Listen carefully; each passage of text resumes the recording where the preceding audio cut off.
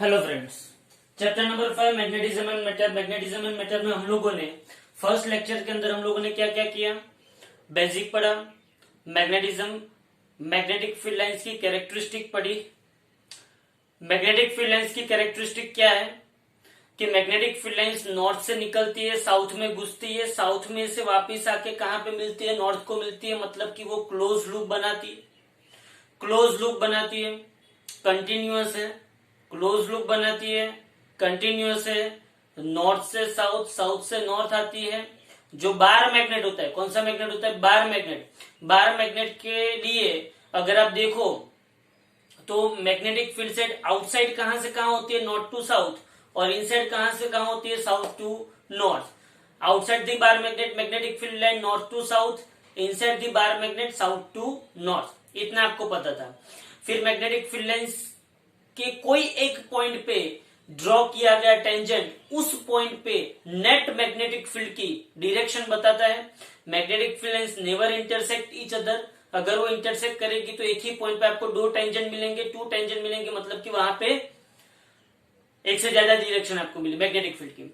उसके बाद हम लोगों ने क्या पढ़ा था कि जहां जहां पे magnetic field lines per unit area, जहां जहां पे मैग्नेटिक फील्ड लाइंस ज्यादा होगी वहां वहां पे मैग्नेटिक फील्ड इंटेंसिटी भी ज्यादा होगी, और जहां पे वो कम होगी वहां पे मैग्नेटिक फील्ड इंटेंसिटी कम होगी। ओके, तो ये सब कुछ हम लोगों ने मैग्नेटिक फील्ड लाइंस। फिर हम लोगों ने एनालॉजी देखी थी इलेक्ट्रोस्टैटिक्स एंड मैग्नेटिज्म के बीच में।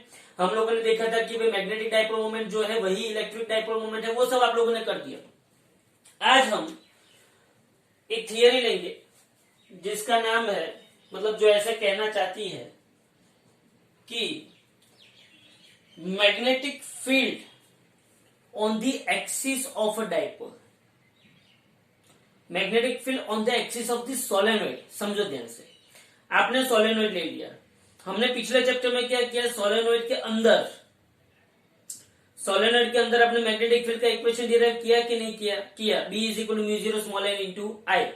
लेकिन यहां पे मुझे ये सोलेनोइड है, ये सोलेनोइड है, सोलेनोइड की एक्सिस पे, ये सोलेनोइड की एक्सिस बोली जाती है और ये सोलेनोइड का इक्वेटर बोला जाता है।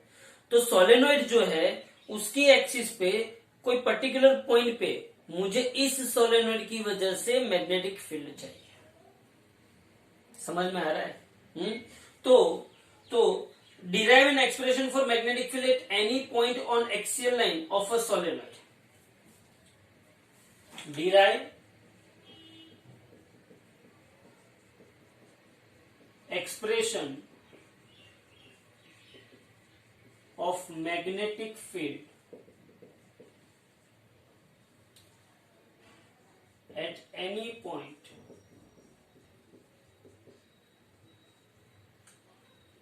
on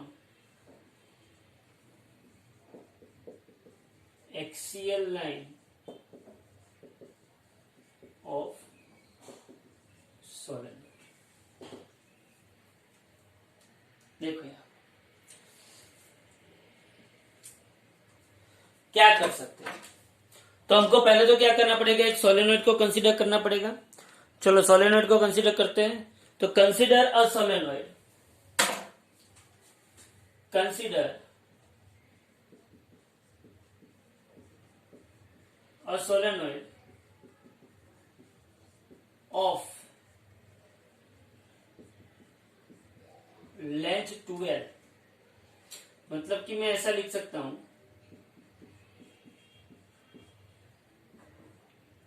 it is the length between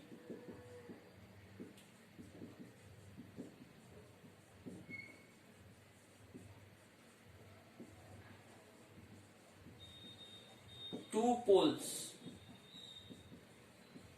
of the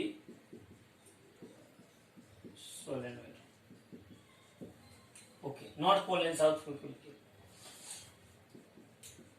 number of turns पर यूनिट लेंथ क्या होगा, स्मॉल n। तो small n is equal to क्या होगा, n by 12। So number of turns कितने हो गए, so number of turns capital N is equal to N into 12 होगा कि नहीं होगा, होगा। Okay, current passing through solenoid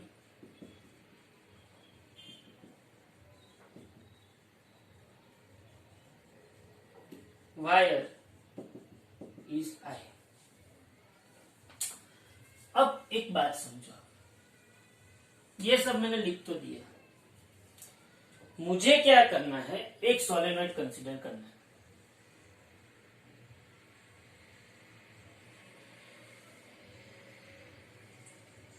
ये मैंने एक सोलेनॉइड कंसीडर किया, this is known as axis of the solenoid. ये क्या है सोलेनॉइड की एक्सिस, ओके। और ये सोलेनॉइड का सपोज की 12 लाइन्स ले लेते हैं। अब मैं क्या करता हूं, यहां पे उसका ओरिजिन अगर लेता हूं तो यहां पे क्या होगा, सिमिलरली यहाँ पे माइनस एल होगा और यहाँ पे क्या होगा, प्लस एल होगा।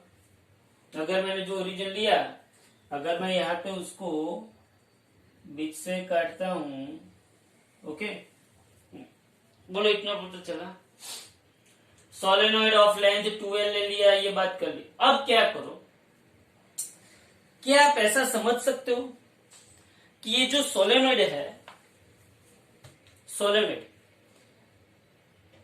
ऐसी सी, आप लोगों के पास रिंग जो है, रिंग जिसमें करंट आई बहता था, तो यहाँ पे आपको x डिस्टेंस में जिसका रेडियस r था, तो आपके पास रिंग जो थी, तो रिंग में से जो करंट r बहता था, रिंग में से जो करंट r बहता था, तो x डिस्टेंस पे आपके पास मैग्नेटिक फील्ड का इक्वेशन था mu 0 n I r square upon 2 into R square plus x square raise to 3/2। आपके पास ये इक्वेशन था रिंग के लिए। हाँ, आप ऐसा समझ सकते हो, ऐसी दूसरी रिंग इसके पास रख दो, तीसरी रिंग इसके पास रख दो, चौथी रिंग इसके पास, पांचवी रिंग, ऐसे बहुत सारी रिंग्स को मैं पास रखता जाऊं, तो क्या मुझे सोलेनॉइड मिलेगा? क्या मैं सोलेनॉइड को ऐसे बहुत सारी रिंग का कॉम्बिनेशनल पैक समझ सकता हूं कि नहीं समझ सकता हूं? तो मुझे ये समझना है कि सोलेनॉइड ऐसी ही बहुत सारी इनफाइनाइट नंबर ऑफ रिंग्स, उसको मैंने इकट्ठा किया तो ये सोलेनॉइड मुझे मिला है। समझ लेते हैं।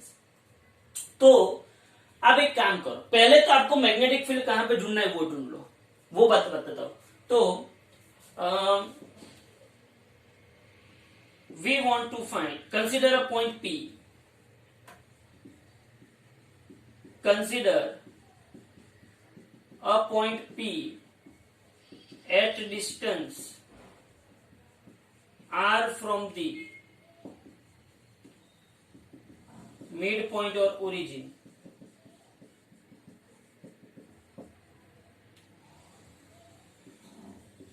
at P point we want to find magnetic field due to solenoid.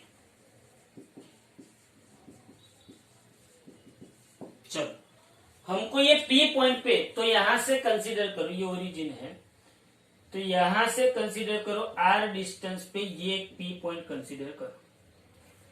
Radius of solenoid, हमने रेडियस नहीं लिखी है, रेडियस ऑफ सोलेनॉइड क्या है, a है। सपोज की रेडियस ऑफ सोलेनॉइड क्या है, ए है, तो यहां पे लिख दो कि radius of solenoid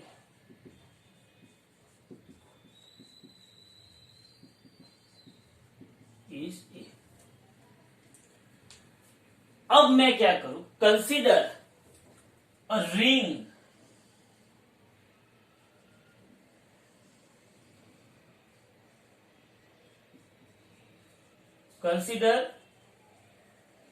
a ring of thickness dx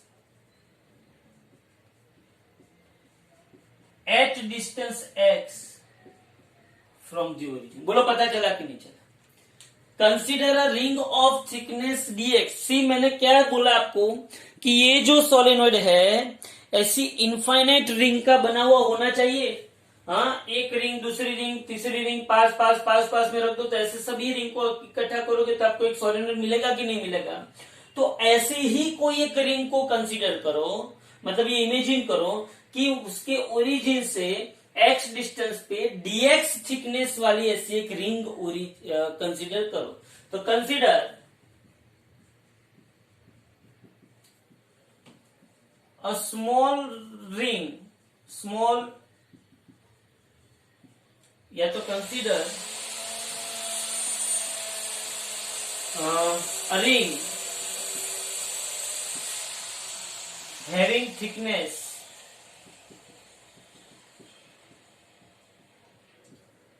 dx at distance x from the origin।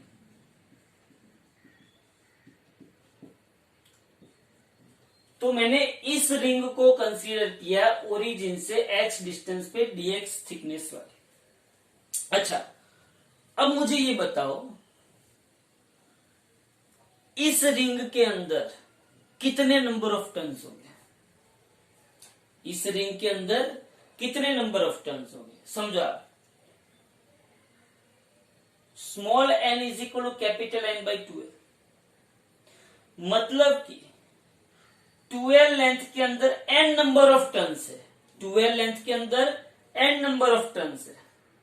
12 length के अंदर n नंबर ऑफ टर्न्स है। तो dx लेंथ के अंदर कितने नंबर ऑफ टर्न्स हो गए? या तो स्मॉल n यूनिट लेंथ के अंदर, या तो ऐसा लिख सकता हूं 1 यूनिट लेंथ के अंदर n नंबर ऑफ टर्न्स है, तो dx यूनिट लेंथ के अंदर कितने नंबर ऑफ टर्न्स हो गए? तो बोलो n dx होगा। बोलो होगा कि नहीं होगा? समझ में आ रहा है मैं जो बोल रहा हूं? फिर से, ये क्या है? Number of turns per unit length, मतलब यूनिट लेंथ के अंदर n नंबर ऑफ टर्न्स है, स्मॉल नंबर, स्मॉल n। तो dx लेंथ के अंदर, ये dx थिकनेस है तो लेंथ, इसके अंदर कितने नंबर ऑफ टर्न्स होंगे? तो n dx होगा। और n आप क्या रखोगे? n by 12 into dx। तो इतनी सी रिंग के अंदर कितने नंबर ऑफ टर्न्स है वो आपको मिलेगा। कितने नंबर ऑफ टर्न्स हो गए? n dx।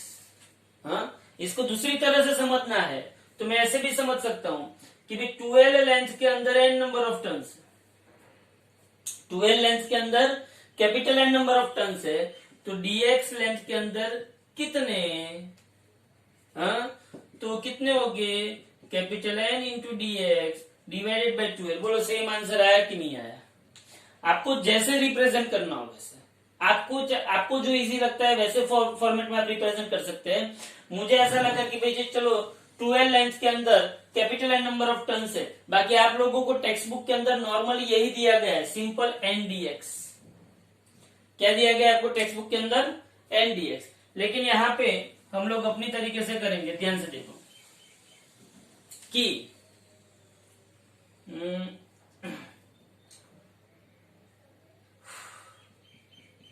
number of turns to L length is small n or capital N.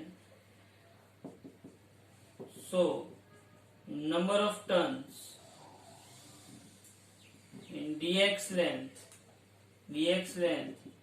is कितना? So number of turns is equal to n into dx divided by 12। लेकिन n by 12 क्या है? Small n है, लेकिन मैं यहाँ पे यही रखता हूं n into dx divided by 2l। Okay, अब बोलो मुझे तो इक्वेशन क्या है मेरे पास?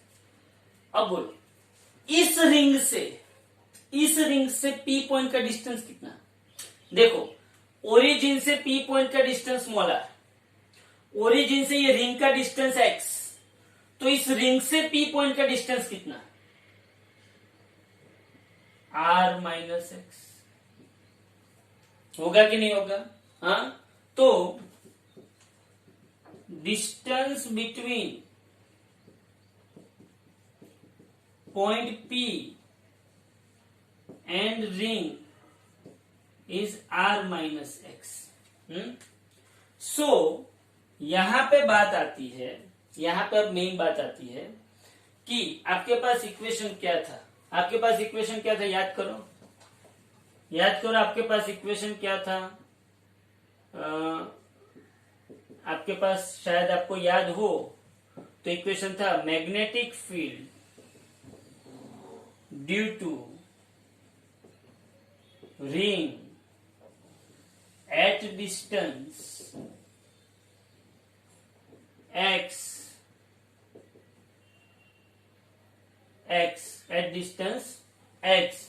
क्या था इक्वेशन याद करो, B is equal to mu zero N I R square divided by 2 into R square plus x square is to 3/2 था। ये इक्वेशन था मेरे पास। हाँ, लेकिन अब यहाँ पे क्या होगा, यहाँ पे from this equation I can write like this, dP is equal to mu zero, dP is equal to mu zero। बोलो नंबर ऑफ टर्न्स क्या होगा, n dx by 2l क्या होगा, n dx by 2l, I का I, R की जगह पे यहाँ पे क्या आएगा a square divided by 2 into R की जगह पे क्या आएगा a, 2 into A square plus x मतलब रिंग से उस पॉइंट का डिस्टेंस। तो रिंग से उस पॉइंट का डिस्टेंस कितना है, r माइनस एक्स का square is to 3/2।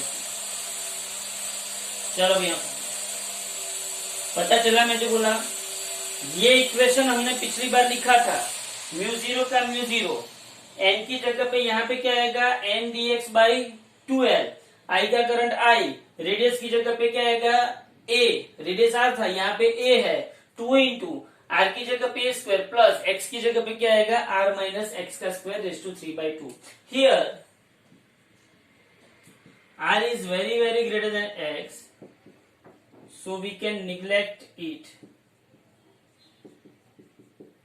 x and a। तो बोलो यहाँ पे dB क्या होगा, mu zero N I A square d x, mu zero n. अच्छा एक काम करो, यहाँ पे स्मॉल n बाई 2l को क्या ले लो, स्मॉल n ले लो, mu zero N I A square d x, यहाँ पे 2 इंटू ए गया x गया तो r स्क्वायर रेज टू 3/2। यहाँ पे लिख दो small n is equal to n by 12।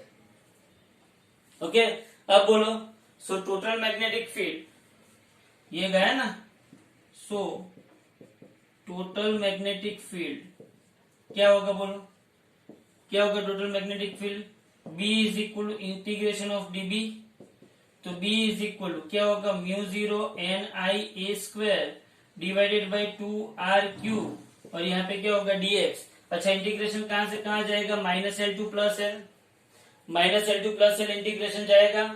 चलो यहाँ पे देखो, B is equal mu zero N I A square upon 2r3 बाहर निकल गया, सब कुछ बाहर निकल गया, 2r3 बाहर निकल, क्योंकि इंटीग्रेशन कहाँ पे है, -L2 plus 1 plus L1 dx।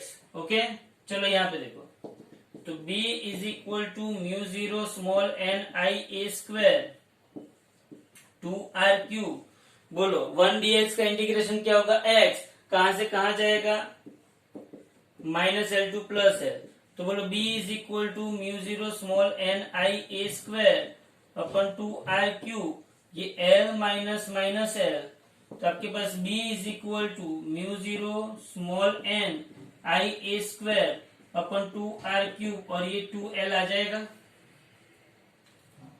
अब यहां पे देखो, इतना पहले देख लो। चलो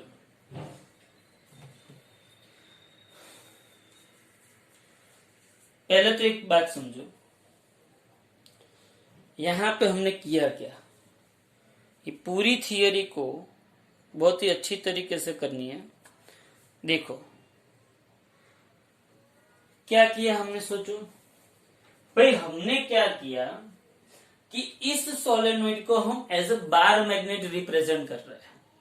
जैसे बार मैग्नेट के अंदर नॉर्थ पोल होता है, साउथ पोल होता है, वैसे ही सोलेनोइड के अंदर नॉर्थ पोल आएगा, साउथ पोल हाँ आएगा, लेकिन उसकी वजह से जो मैग्नेटिक फील्ड जनरेट हो रहा है उसको बार मैग्नेट की वजह से जो मैग्नेटिक फील्ड जनरेट हो रहा है उसके साथ रिलेशन कंपेयर, कल मैंने जो कंपैरिजन बताई थी वही कंपैरिजन आपको यहाँ पे करनी है, लेकिन वो इक्वेशन आपको डिराइव करना है। कैसे? तो हमने बेसिक जो पैरामीटर्स डिसाइड किए वो क्या थे? एक तो सोलेनोइड था, उसका रेडियस a था, ये ओरिजिन था, सोलेनोइड की टोटल लेंथ 12 थी।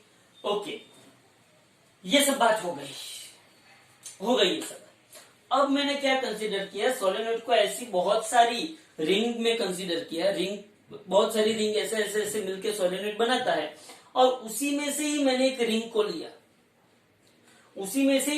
को लिया, और उस रिंग की थिकनेस क्या थी, dx थी, और वो रिंग ओरिजिन से कितने डिस्टेंस पे थी, x डिस्टेंस पे थी। Okay fine. अब मुझे जो सोलेनोइड की ओरिजिन, मुझे मैग्नेटिक फील्ड उसके एक्सिस पे ढूंढना था। This is the axis of this solenoid, ये पूरी। हाँ, तो मैंने ओरिजिन से वो डिस्टेंस क्या लिया, r। अब रिंग जो है वो ओरिजिन से x डिस्टेंस पे है, तो रिंग से ये p पॉइंट का डिस्टेंस कितना होगा, r माइनस एक्स। बोलो ये भी पता चला? हाँ भाई ये भी पता चला। अब number of turns per unit, see इस रिंग में से कितने नंबर ऑफ टर्न्स होगी ये मुझे यहां पे मिला कि भाई 12 लेंथ में capital N number of turns है, तो dx लेंथ में कितने, तो n dx बाई 12, ये मुझे पता चल गया। चलो मेन बात यहां पे आती है कि आपको पता था कि रिंग की वजह से दिस पॉइंट पे magnetic field B is equal to mu 0 n I a square 2 into R square plus ये x डिस्टेंस और ये r, तो R square plus x square is to 3/2 आता था, ये आपको पता है। बस यही इक्वेशन को मैंने यहां के फॉर्मेट में लिखा। क्या फॉर्मेट मैंने चेंज किया, म्यू 0 का म्यू 0, ये जो n था वो रियलिटी में यहां पे क्या आएगा, n dx बाई 2 है। आई का आई आया, रेडियस जो a था वो a का स्क्वायर आया, 2 इंटू आर की जगह पे a स्क्वायर और x की जगह पे यहाँ पे इस रिंग से डिस्टेंस कितना है, r माइनस एक्स का स्क्वायर। ये सिर्फ फॉर्मेलिटी है, क्योंकि बाद में हम उसको निग्लेक्ट ही कर रहे हैं कि कैपिटल स्मॉल r जो है वो ये x से भी बहुत बड़ा है और वो ये a से भी बहुत बड़ा है।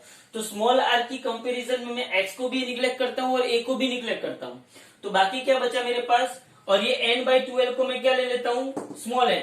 तो म्यू 0 का mu 0, n by 12 small n, I A square into D x, 2 का 2, ए निकल गया, एक्स निकल गया, तो R square is to 3/2, square root cut हो गए, तो सिर्फ 2r क्यूब आया।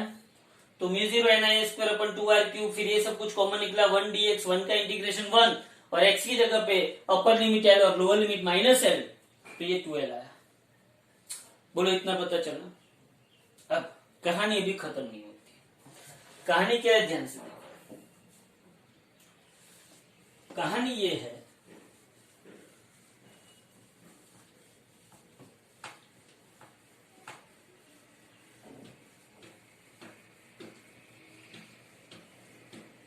देखो अब मुझे एक काम करो, वापिस से ये इक्वेशन लिखता हूं।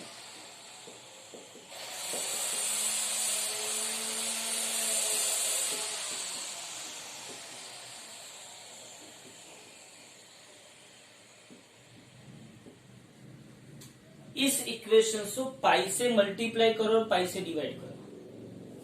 Multiplying and divide RHS of the equation by pi, तो म्यू 0 n I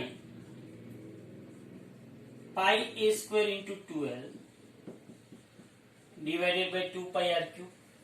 अब एक बात समझो, बट ये मेन है, बट क्रॉस सेक्शन एरिया क्या होगा, a is equal to pi a square होगा। हाँ भाई, तो b is equal to mu 0 n I a 2l 2 pi r cube. बोलो इतना पता चला, मतलब कि क्रॉस सेक्शन एरिया ही आ गया। अब शायद आप लोगों को याद हो, तो मोमेंट, मैग्नेटिक मोमेंट का हमने एक इक्वेशन लिखा था। हाँ, शायद आप लोगों को याद हो, तो मैग्नेटिक मोमेंट का हमारे पास एक इक्वेशन आया था। वो मैग्नेटिक मोमेंट क्या थी, but magnetic moment m is equal to क्या होता है, NIA होता है। हाँ, तो पहले यहां पे देखो, चलो उसको जाने दो, पहले यहां पे देखो। Now small n is equal to capital N by 2L, तो small n capital N is equal to 2L into N आएगा। तो बोलो n इंटू 2L क्या होगा, कैपिटल N होगा। सो मैं यहाँ पे क्या लिख सकता हूँ, B is equal to mu 0 NIA divided by 2πr³ हुआ कि नहीं हुआ, हुआ भाई। बट आपको पता है कि मैग्नेटिक मोमेंट का इक्वेशन है, किसका इक्वेशन, मैग्नेटिक मोमेंट का इक्वेशन है small m is equal to क्या होता है, निया। हाँ, small m is equal to क्या होता है, निया। तो मेरे पास इक्वेशन क्या है, बोलो मेरे पास इक्वेशन क्या है, B is equal to mu 0 m upon 2πr³। क्या आ गया मेरे पास equation, B is equal to mu 0 m upon 2πr³। तो याद करो आप, ऐसा इक्वेशन मैंने कल लिखवाया था, B is equal to mu 0, यहां पे मैं 2 से मल्टीप्लाई करता हूं और यहां से भी मैं 2 से मल्टीप्लाई करता हूं। तो बोलो यहाँ पे क्या है, B is equal to mu 0 upon 4π 2m/r³। बोलो ये इक्वेशन था कि नहीं था कल। हाँ, सोलेनॉइड की एक्सिस पे मैग्नेटिक फील्ड का इक्वेशन कौन से फॉर्मेट में, मैग्नेटिक डाइपोल मोमेंट के फॉर्मेट में। कौन से फॉर्मेट में, मैग्नेटिक डाइपोल मोमेंट। बोलो पता चला। तो ये एक्सिस के ऊपर मैग्नेटिक फील्ड है, किसके ऊपर मैग्नेटिक फील्ड है, ये एक्सिस के ऊपर मैग्नेटिक फील्ड। ऐसा ही मैग्नेटिक फील्ड हम किसके ऊपर निकालेंगे, इक्वेटर पे ऊपर। इक्वेटर में क्या करने का, अगर इक्वेटर पूछे ना, ये एक्सिस के ऊपर है, कोई भी क्वेश्चन आए, magnetic field due to magnetic field on the axis of the solenoid, ये किसका इक्वेशन है, magnetic field on the axis of the solenoid, axis of solenoid, बराबर है, magnetic field on the axis of solenoid. और बाद में अगर ऐसा पूछे कि मैग्नेटिक फील्ड, ये क्या है equation, magnetic field on the axis of the solenoid. Okay, क्या है इक्वेशन, म्यू 0 अपन 4π 2m/r³। क्या है इक्वेशन, म्यू 0 अपन 4π 2m/r³। क्या है इक्वेशन, म्यू 0 अपन 4π 2m/r³। फिर से क्या है इक्वेशन, म्यू 0 अपन 4π 2m/r³। ये किसकी वजह से है, एक्सिस की वजह से, एक्सिस के ऊपर मैग्नेटिक फील्ड एट इक्वेटर पूछे तो, मैग्नेटिक फील्ड एट इक्वेटर पूछे तो B is equal to mu 0 upon 4π, तो एज इट इज, सिर्फ 2m की जगह पे m/r³।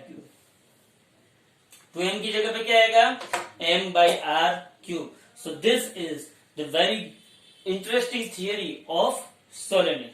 ओके, अब इसके बाद जो थियरी है, ध्यान से समझना, इसके बाद जो थियरी है वो थियरी, तो उसके बाद वाली जो थियरी है वो है टॉर्क का इक्वेशन डिराइव करना है। मतलब मैग्नेटिक डाइपोल को हम मैग्नेटिक फील्ड के अंदर रखते हैं तो कितना टॉर्क मिलता है, वो टॉर्क का एक इक्वेशन डिराइव, मतलब टॉर्क के इक्वेशन के ऊपर से हमको उसकी पोटेंशियल एनर्जी का भी इक्वेशन डिराइव करना और टाइम पीरियड का भी, क्योंकि मैग्नेटिक डाइपोल जब मैग्नेटिक फील्ड में ऑसिलेटरी मोशन करता है, कौन सी मोशन करता है, ऑसिलेटरी मोशन, तो उसके टाइम पीरियड का इक्वेशन डिराइव करना है। कौन सा इक्वेशन डिराइव करना है, टाइम पीरियड का। देखो यहां से, तो उसके बाद वाली जो थियरी है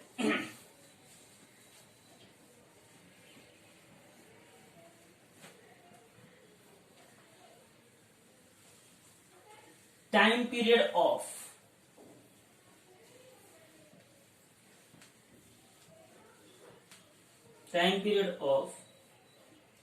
obtain an equation for of the periodic time of dipole oscillating in a uniform magnetic field.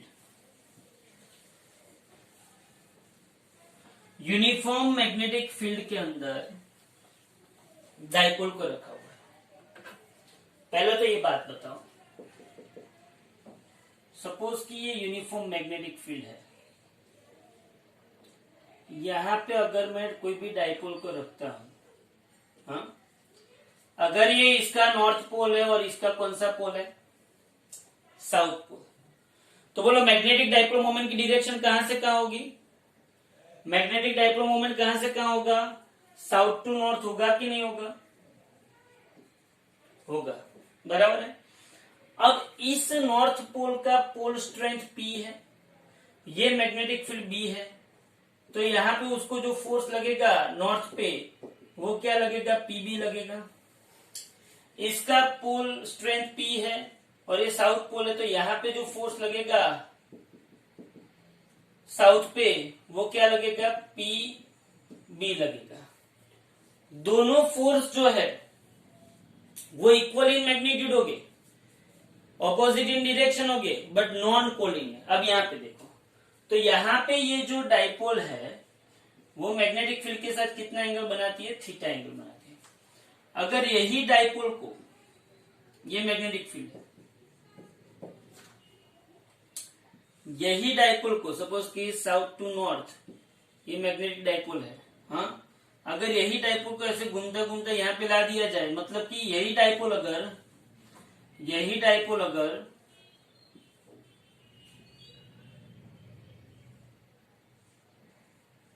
ये नॉर्थ है और ये साउथ है, हाँ, तो मैग्नेटिक फील्ड ऐसे है, तो डाइपोल मोमेंट ऐसी है, हाँ।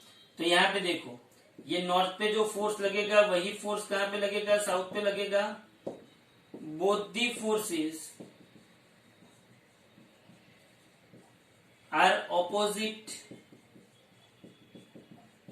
इन direction, same in magnitude,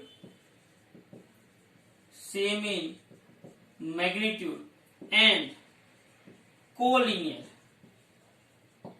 so F net जो होगा वो क्या होगा, 0 होगा, और टॉर्क नेट भी क्या होगा, 0। यहां पे कोई भी प्रकार का टॉर्क लगेगा नहीं, ओके। अगर ये इधर ही उल्टा कर दो तो भी यही सिचुएशन रहेगी, लेकिन अगर जब आप इसको ऐसे अरेंज करते हो, अगर आप इसको थीटा एंगल पे अरेंज करते हो तो क्या होता है, ये एक फोर्स ऐसे लगा और दूसरा फोर्स ऐसे लगा, तो ये क्या हुआ कि ये जो फोर्स लगा रहा है वो दोनों कोलिनियर नहीं है। क्या नहीं है, कोलिनियर नहीं है। और जब कोलिनियर नहीं होता है तब टॉर्क लगता है, टॉर्क मतलब कपल फोर्स लगता है, और कपल फोर्स लगता है तो वो रोटेट करता है, और ऑसिलेटरी मोशन जब करता है तब उसका कुछ टाइम पीरियड होता है। हमको वो इक्वेशन डिराइव करना है, ध्यान से समझे आप, हाँ। तो यहां पे आएगा डिराइव एन इक्वेशन,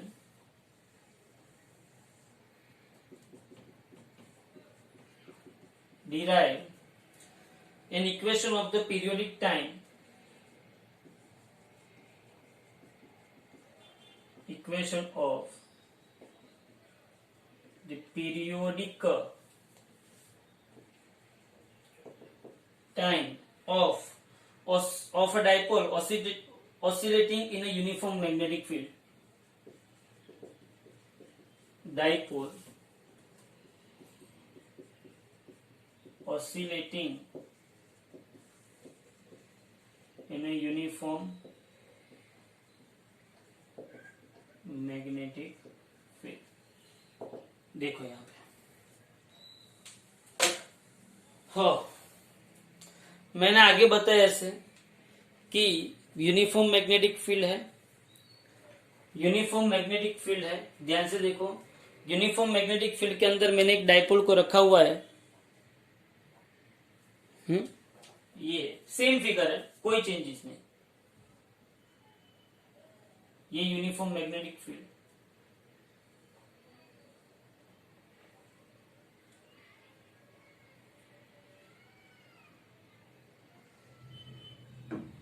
यहाँ पे एक नॉर्थ पोल है, यहाँ पे एक साउथ पोल है, ओके, और यहाँ पे उसने कितना एंगल बनाया है, थीटा, किसके साथ, मैग्नेटिक फील्ड डी के साथ।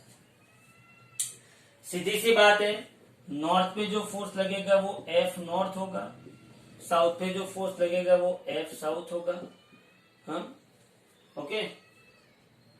तो यहाँ पे कुछ परपेंडिकुलर डिस्टेंस रहता है, क्या रहता है, यहाँ पे कुछ परपेंडिकुलर डिस्टेंस रहता है। तो as shown in figure,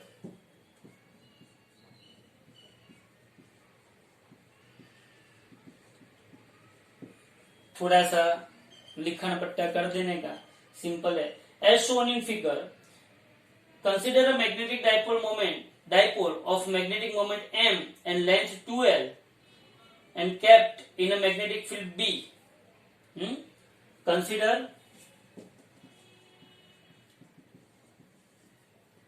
a magnetic dipole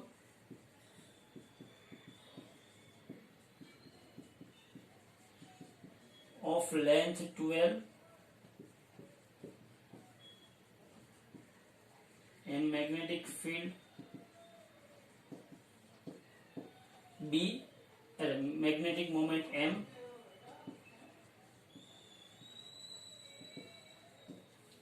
placed in a uniform magnetic field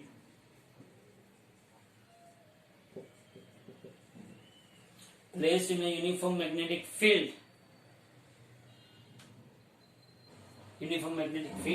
B. Angle between magnetic moment M and magnetic field B is theta. यहाँ पे मैग्नेटिक मोमेंट M और मैग्नेटिक फील्ड B के बीच का angle कितना है? Theta. Okay, तो ये तो मुझे पता चला। तो सीधी सी बात है, जब ये एंगल थीटा होगा, क्या होगा? जब ये एंगल थीटा होगा तब हमें क्या मिलेगा? टॉर्क मिलेगा। तो जहां पे टॉर्क मिलेगा, सीधी सी बात है, यहाँ पे theta and B, theta magnetic field और मैग्नेटिक मोमेंट के बीच का एंगल है, तो यहाँ पे angle between magnetic moment and so torque acting on a dipole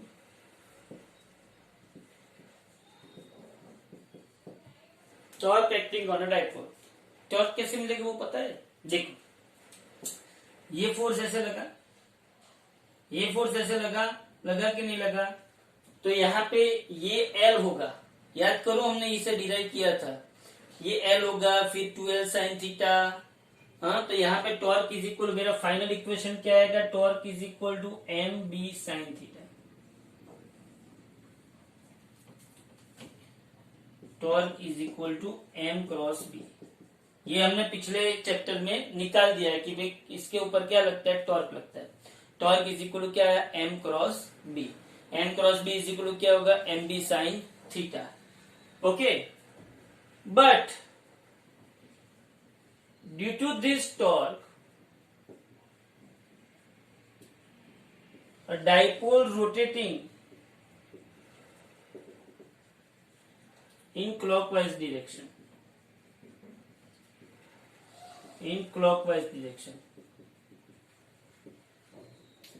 therefore a restoring torque is generating which is opposes the motion of the dipole। हाँ, तो ये जो टॉर्क लगा, उस टॉर्क की ऑपोजिट में, हाँ, ये जो डिफ्लेक्शन है, ओके, ये क्लॉकवाइज जो डिफ्लेक्शन है, हाँ, तो उस टॉर्क की अपोज में, ये जो क्लॉकवाइज डिफ्लेक्शन मिला, उस टॉर्क की अपोज में एक रिस्टोरिंग टॉर्क जनरेट करेगा। Now a restoring torque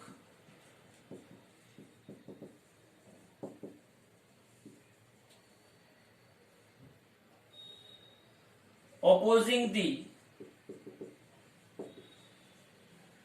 deflection of dipole।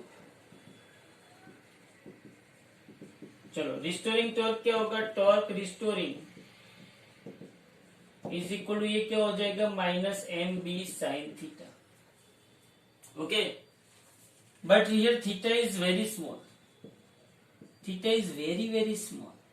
अगर थीटा वेरी स्मॉल है तो sine theta almost equal to क्या हो जाएगा? थीटा। याद करो, हम लोगों ने इलेक्ट्रिक में यही इक्वेशन डिराइव किया था। तो टॉर्क रिस्टोरिंग इज इक्वल बोलो माइनस mb थीटा होगा। बट आपको पता है कि टॉर्क इज इक्वल टू क्या होता है? आई अल्फा, वेयर आई क्या है? Moment of inertia. आई क्या है? मोमेंट ऑफ इनर्शिया है। तो तो torque is equal to I alpha is equal to minus M B theta हो जाएगा। बट अल्फा क्या है? Angular acceleration. एंगुलर एक्सेलरेशन, तो angular acceleration alpha is equal to क्या होगा? D square theta by D T square is equal to minus M B theta होगा कि नहीं होगा? Alpha is equal to angular acceleration, 2 times हमने angular position का differentiation किया, तो d square theta by D T square is equal to minus M B by I theta. तो d square theta by d T square plus M B by I into theta is equal to 0। तो d square theta by d T square plus omega square theta is equal to 0। तो अब ये omega square क्या लिया मैंने? बोलो क्या लिया मैंने? Omega square. So where omega square is equal to क्या हुआ? एम बी बाई आई हुआ। तो ओमेगा इज इक्वल टू क्या हुआ? Under root M B by I. याद रखना ये आई क्या है? Moment of inertia. ये एम क्या है? Magnetic dipole moment. और ये भी क्या है? Magnetic field. क्या है? ये भी मैग्नेटिक फील्ड। और ये ओमेगा क्या है? Angular frequency. ये तो एंगुलर फ्रीक्वेंसी और velocity. Now omega is equal to क्या होता है? 2 पाई एफ। तो एफ इज इक्वल टू क्या होगा? Omega by 2 pi. So frequency F is equal to 1/2 pi under root क्या होगा? M B by I. होगा कि नहीं होगा? तो ये किसका इक्वेशन मिल गया? फ्रीक्वेंसी का। नाउ टाइम पीरियड जो है, टाइम पीरियड मेरे पास इक्वेशन क्या है? t is equal to 1/f। तो t is equal to 2 pi under root I by M B. तो बोलो टाइम पीरियड का इक्वेशन मिल गया। देख लो अच्छी तरीके से, टाइम पीरियड का इक्वेशन मिल गया आप लोगों को। हाँ, सिंपल सी थियरी। हमने क्या लगाया? पहले तो torque is equal to M cross B, torque is equal to M B sine theta. इसकी वजह से ये घुमा तो इसको रिस्टोरिंग फोर्स लगा। रिस्टोरिंग फोर्स जो लगा वो क्या होगा? Opposite minus M B sine theta. लेकिन थीटा वेरी स्मॉल है, थीटा वेरी स्मॉल है, sine theta is equal to theta. तो थीटा मैंने यहाँ पे रख दिया। लेकिन torque is equal I alpha. Alpha क्या है? Angular acceleration. तो अल्फा क्या होता है? D omega by d T. देखो ये यहां से कैसे आया। अल्फा क्या होता है? अल्फा क्या होता है? D omega by d t. But omega क्या होता है? D theta by d t. So alpha is equal to d by d t, d theta by d t. तो बोलो अल्फा आ गया d square theta by d T square. तो I d square theta by d T square is equal to minus M B theta. तो I को यहाँ पे नीचे ले गए। आई क्या है? Moment of inertia. माइनस को यहाँ पे लाए तो omega square is equal to क्या हुआ? M B by I. तो ओमेगा मतलब angular frequency under root M B by I, frequency 1/2 pi under root M B by I, और time period T is equal to 2 pi under root I by M B. बोलो इतना पता चला। तो ये आपकी एक थियरी हो गई कि जिसके अंदर हम लोगों ने जो डाइपोल है, वो डाइपोल जब मैग्नेटिक फील्ड के अंदर, यूनिफॉर्म मैग्नेटिक फील्ड के अंदर ऑसिलेशन करता है तो तब उसका टाइम पीरियड कितना होता है, उसकी हमारे पास एक इक्वेशन आ गई। ओके, अब उसके बाद एक थियरी है कि जिसके अंदर हम लोग इसकी पोटेंशियल एनर्जी का इक्वेशन डिराइव करेंगे और उसके साथ इसके रिलेटेड जितने भी न्यूमेरिकल्स है वो साथ में हम कंप्लीट कर देंगे। ओके, तो आज के लिए ये लेक्चर में सिर्फ इतना ही है।